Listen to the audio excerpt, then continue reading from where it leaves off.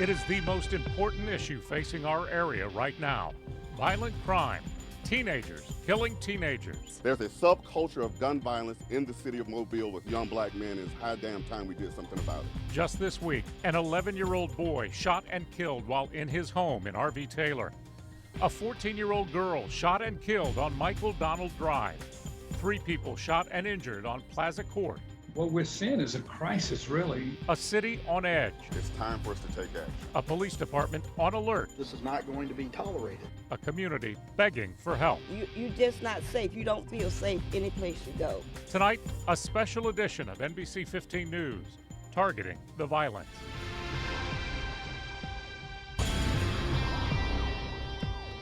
Good evening, everybody. I'm Greg Peterson, and tonight we are moving away from our regular news format for a very important special edition of NBC 15 News at 5. Tonight, we are focusing on the growing plague of youth violence across the city of Mobile. In one way or another, it impacts everyone in this community. Joining us tonight, to my far right, Mobile Police Chief Paul Prine.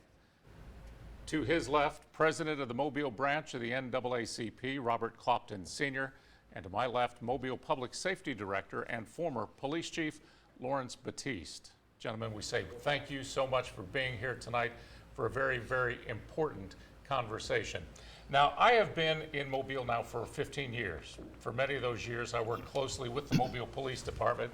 You were chief at one time as well, through several police chiefs, in fact, highlighting the exemplary work of the department and its officers. And for most of those years, you both remember this, I watched this department develop an outreach program, especially to those areas proven to be prone to violent crime, trying to get to those kids early and develop a real trust, doing all they could to keep them on the right path. Unfortunately, it simply has not been working, and the numbers bear that out. Take a look at the number of children under the age of 20 murdered in Mobile over the past 5 years. 32 in total, but the trend is terrifying. Look at the trend, specifically the last 2 years. 10 kids gunned down in 2021, and already this year, 9 of our children have been murdered. We are not even halfway through 2022. And that is why we are here tonight. The last 2 weeks here in Mobile have been extraordinarily violent, and among those murdered, an 11-year-old boy and a 14-year-old girl. Teenagers arrested for those murders. Let's go first with Chief Prine. There are obviously a lot of man hours spent, Chief, dissecting this trend. We know what's happening. The question we're all trying to figure out is why it's happening. Well, Greg, I'll be completely transparent with you. We know a lot of why some of the crimes going on, but as we've said, the short answer is intervention and prevention. However, the solutions are very much complicated, and so obviously since the press conference last week, we've had an outpouring from the community to help, but no one solution is going to fix this problem, and it truly takes the community to do it, which is what I've been saying here for months. I know, Robert, let's talk about the community a little bit here. And I have for 15 years heard it takes a community, it takes a village. But there are a lot of people now who are finally voicing their opinions that say it goes a lot more close than that for these children. It's in the household. It's a parenting issue. It is an issue of peer pressure in that these crimes are not being looked at as bad things in the community. Well, Greg, I would have to say it's a culmination of all of the above and others as well. The genesis of the foundation of all of this violence is what lies within the heart.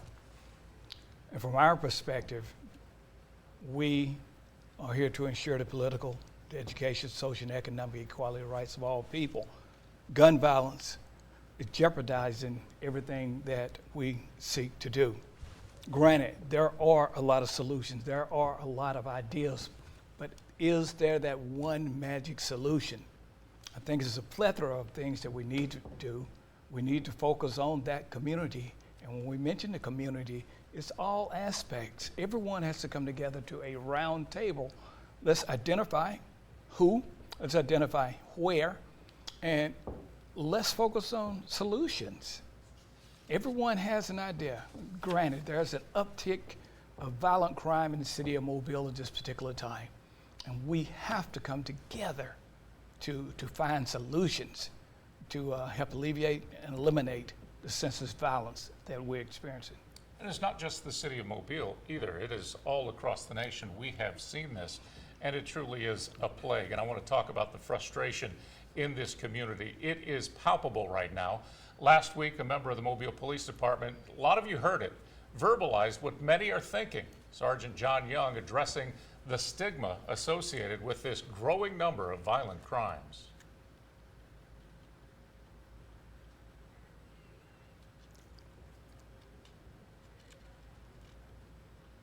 There's a subculture of gun violence in the city of Mobile with young black men, and it's high damn time we did something about it. I said it. So no one has to be called a racist anymore. Our homicides, 19, 19, 18, 17, 16, 14, 11, and 4 years old were all black children. When are we as a city going to wake up and say, let's address this issue? I've said it, now it's out in the open, right? When is enough enough? Let's everyone say it out loud.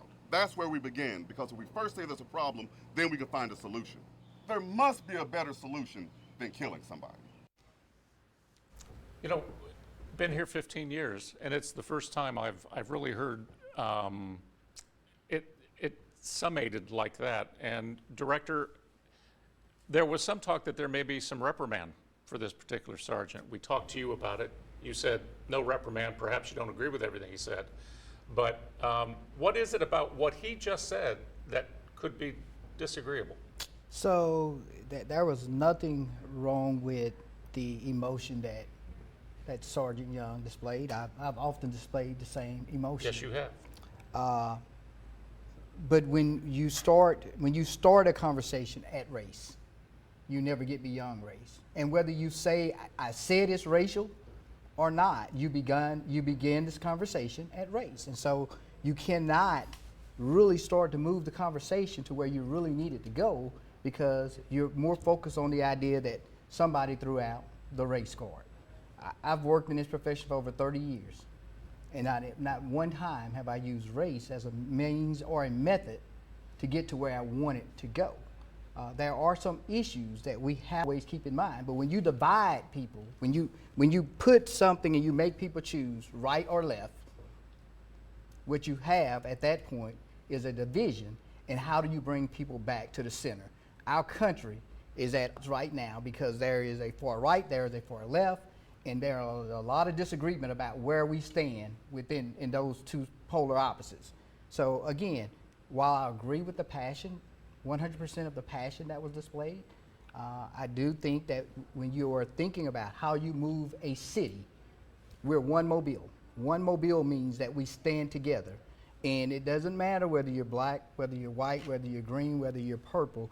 Whatever plagues me will eventually plague you. Mm-hmm. There's no shot we can give anybody that will fix the problem that we're dealing with right now. And even if there was a shot, that would probably have to be a booster dose, much like we did with COVID, use dose from year to year. And so we've got to develop something that we can sustain year round and then be able to repeat it in perpetuity. And what I said at the beginning of this particular broadcast was that whether it is in the black community or the white community or whichever community, it affects everyone in this community. And as you said, one Mobile. Robert, you held a news conference on Friday at Government Plaza. I watched much of it. I wasn't there personally, but I think I got the gist of it, and correct me if I'm wrong. Many of your speakers had this same passion and said, folks, this boils down to we got to parent these children. You got to know where they are, and if you don't, you're the problem. Well, yes, Greg, that's why we had such a diverse array of speakers for that. We had youth to give their perspective. We had adults who had lost family members to violence. Mm-hmm.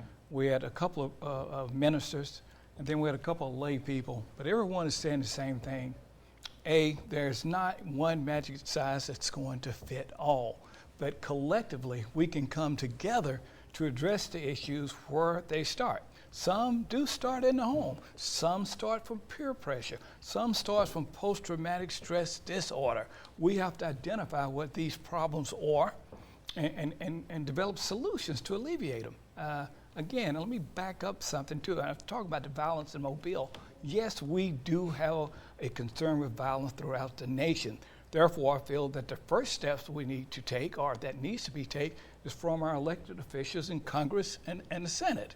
There are certain steps they could make in gun law reform that can trickle down and help everyone as we go forward.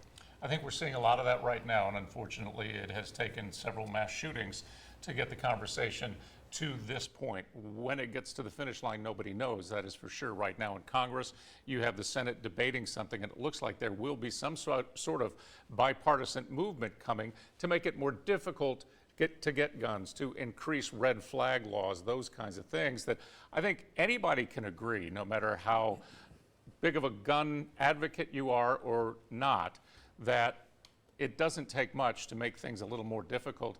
If you're a good person and you have no sort of background that would prevent it, no problem. It's the same as if I get pulled over by a police officer. I have no problem with that because I have nothing to hide. I don't break any laws. Paul, we've been saying for many, many, many, many years, and no disrespect, Robert, but we have talked about it takes a community, and it takes everybody going in the right direction. We've had, unfortunately, a vigil every week for a dead person. We have had violence rights marches. We have had community talks. We have had all sorts of things where we do a lot of talking. And unfortunately, that doesn't seem to be working. Well, Greg, listen, I will tell you this, contrary, I guess, to your assessment, I will say that across the country, you're seeing a big uptick in violent crime in double digits in many communities. Mobile has not seen that, although every homicide is detrimental. We're only up 1%, if you will, year to date compared to this time. But one is too many, as we all agree. One is too many. But what we are doing is working, because if it not, we would see the vast increase that you're seeing nationwide, and we're not seeing that here in Mobile, although one is too many. Mm-hmm. What I will tell you this is the Mobile Police Department has a lot of programs, and those programs do work. We can talk about Project Thrive, we can talk about the GREAT program, we can talk about strategic initiatives, we can talk about the Family Intervention Team. At the end of the day, getting those resources to the community is paramount. The very community that we need to help, the very community where we seem to be having the problem at, is also the very community that don't want any engagement with law enforcement. So what I would task all leaders, including anyone that wants to come forward, especially in these communities that we're having the problems, help us get these programs out to the community. Because, you take the youth violent coordinator, John Jones, that we have just hired through the city as a part of the bigger Operation Echo Stop. There are a lot of programs, and we're starting this Thursday at Baumhauer Park. But I think what's important to know is the very people that need us, we can bring these resources together, whether they're financial, whether there's parenting skills, conflict resolution skills, going out and helping people get the mental help that they need. He is going to be a plethora of knowledge to be able to bring these resources together for the very community that needs it. It is a big job that you have tasked him with. There is no doubt about that. And as the chief just mentioned, it's Community Days, kickoff, youth violence prevention, summer events. There's a whole bunch of them. This is the kickoff for Community Days, the City of Mobile Police Department youth violence prevention events. Area residents invited to come out. It's at Baumhauer Randall Park, as the chief said, on Thursday from 3 to 6. There will be youth mentoring, fun activities for the kids, as well as free food, and it would be very heartwarming to see our community come out. They're part of Operation Echo Stop, as the chief said. It was launched by the City of Mobile earlier this year in an effort to reduce gun violence within the community. This would be a good starting point. Let's see what the community thinks about this problem, and let's see what kind of turnout you have. We'll be looking at that. We still have much more ground to cover tonight as we continue our discussion that is targeting the violence. We'll be back in 3 minutes.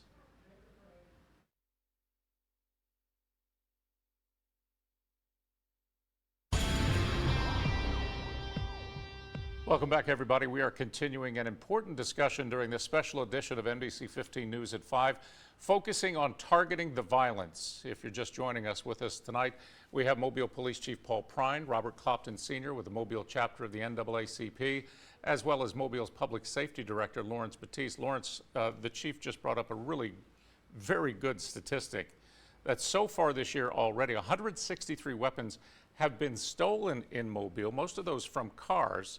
And that is an easy fix to keep 163 guns out of the wrong people's hands.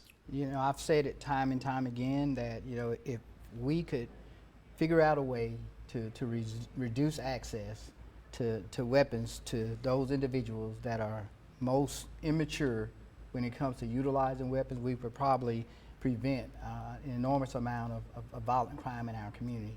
And again, that's something that everybody can do, because we have ups and downs, spikes when we have good months where you don't have a number of weapons stolen, and we have low months. If we can be consistent with the number, I think we could reduce the number of vehicle burglaries by 50% if people would just lock the cars in many cases. It's so simple to do, and that's one of the things that we talk about on this newscast as well each and every day. Lock your doors. It's as simple as that, and you ask what you can do in this community to help with the problem. Lock your doors. How simple is that? What else would you say, Robert, that could happen in each individual home? Well, I think that has to be a change of heart at some point. We have to realize that if we keep or continue to do the same things that we've been doing forever and ever, we're not going to make any progress. It's almost like with the pandemic or epidemic, we have to change the medicines up to include and get boosters, whatever it takes. We have to realize that we can't change the world all at one time. No. You have to change one, you change the world. And last but not least, I would say that everyone has to take under consideration, it's not for selfish ambition or vain intent, but in humility, we have to put others above ourselves and look for adequate solution that's going to benefit everyone. Chief, it certainly seems as if the police department is throwing everything they can at it, and I know that there were some numbers released today about the amount of money that is available, but yet for all these camps, these kids still have to pay $100 to get in. That money could be spent better, I would imagine. Well, I'll tell you what, I'll defer to Director Batiste, because he's been very instrumental and keyed in on the money, and he could probably answer to that better than I could. In 30 seconds, one final thought before we go to our final break. You know, you'd made a mention about the 163 vehicles. I would add that every single one of those have been stolen from an automobile, and 80% of those have been unlocked vehicles.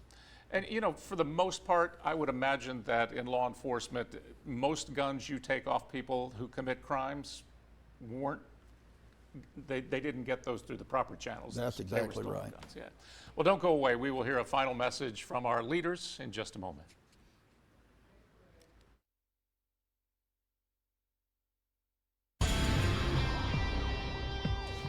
Welcome back, everybody, for our special edition targeting the violence here on NBC 15 News. We want to give everybody a final thought. And first of all, Director Batiste, want to talk about what you want to really emphasize is there are so many programs available in this community to help out. So many opportunities for young people to be engaged over the summer. We have the Youth Violence Prevention Coordinator, again, getting ready to kick off Community Days on June 9th. Mobile Parks and Recreation, they have activities that will be going on at Dodge, Hillsdale, Sullivan, and Seals. The activities are arts and culture, sports and fitness, and education and STEM. They also have a teen camp as well. They are all trimesters. These are all things that parents can do to keep their children engaged. And if your child was falling behind in school, if they were scheduled to go to a summer enrichment, you really need to get your children into the summer enrichment program. And you know, the school system have gone to great lengths to try to make sure they catch those young people up that are falling behind. So many things available, and this is such an important time. And mentoring, Robert, is one of the things that I know that you touch on all the time. Yes, it's very, very important that we have qualified and available mentors at all times. And with the programs, I would like to add one element with the programs that are coming up. I think that at some point we should have someone available, a professional available to analyze or talk with the students about the social trauma that they have experienced. Because in a lot of cases, many of them will never ever be the same. And if we're not alert or in tune with them, that post-traumatic stress syndrome can develop. It's a real thing. Chief, I know that there are some families out there, some mothers who are overwhelmed with their children right now. They can go to you. You have 15 seconds. Absolutely. So what I would encourage everybody in the community, if you have a problem with a child or an event or any issue in your home, reach out to my office at the Chief's office, 251-208-1701. I guarantee you I'll get you in touch with someone who can help. That is a guarantee from the Chief of Police from Mobile. We want to say thank you to Chief Prine, Mr. Clopton, and Director Batiste for taking the time to participate in this very important discussion with us tonight. You can view tonight's full discussion over on our website, mynbc15.com. We say thank you so much for joining us tonight. We will continue to stay on this just like everyone on this news set tonight.